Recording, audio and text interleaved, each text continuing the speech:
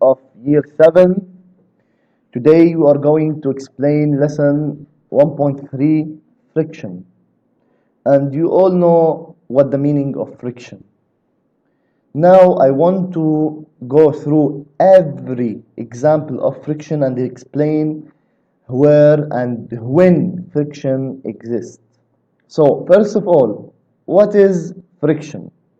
So the resistance that one surface or object encounters when moving over another, friction is a force that slows down moving objects. So the definition of the friction. Friction exists when two objects, okay, or two surfaces on each other and one of them is moving or both is moving. So, and friction is a force that slows down moving objects. So, what is the direction of friction in this case? The direction of friction is opposite to the direction of motion. Keep it in mind. The direction of friction is opposite to the direction of motion. And plus that friction is a force that slows down moving objects. How it works? When a child goes down a slide, there is a force of friction between them and the slide. This is because all surfaces, even surfaces that feel very smooth, are uneven. What the meaning of uneven? Unsmooth, unflat. So the uneven surfaces produce the friction. This is a smooth surface under microscope. So the smooth surface under microscope is not smooth anymore. Reducing friction. How to reduce friction? First of all, people try to reduce friction. For example, skiers wax the bottoms of their skis to reduce friction and make them go faster. Cyclists put oil on the axle of their bicycle to reduce friction. This is called lubrication. What the meaning of lubrication? When you put oil on the axles of their bicycle to reduce friction. This is called lubrication. Also, when you put wax on the buttons of their skis, this is also called lubrication.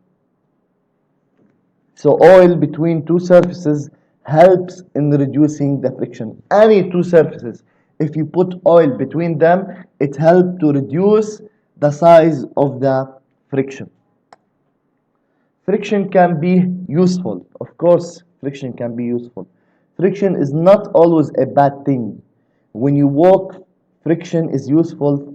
Friction acts between your feet and the ground, and without friction, you will slide always when you start walking. Friction helps the vehicle between the wheels and the road to make them move. Without friction, also the wheels will slide and there is a lot of accidents. In ice conditions, friction is reduced and the wheels skid because there is not enough friction. Why the wheels slide and skid? Because there is not enough friction. Careful from the oil and ice at the road. So we must take care and be careful from the oil and the ice at the road. So also friction can be useful. Bicycles and cars also need friction to stop. The force of friction acts between the brakes and the wheels. When they rub against each other, they get warm. The temperature increase as the car go faster. Why? Because when the car go faster, the motion increase, the friction increase, so they got warm. I want to talk about the conditions of the friction. Friction exists between two surfaces and one of them in motion.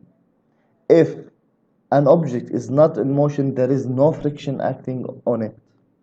Okay?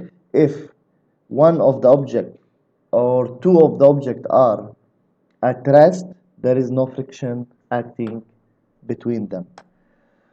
So, what I want from you, this is the small lesson. We are going to answer now the summary question. So, go to your classwork page and answer the summary question.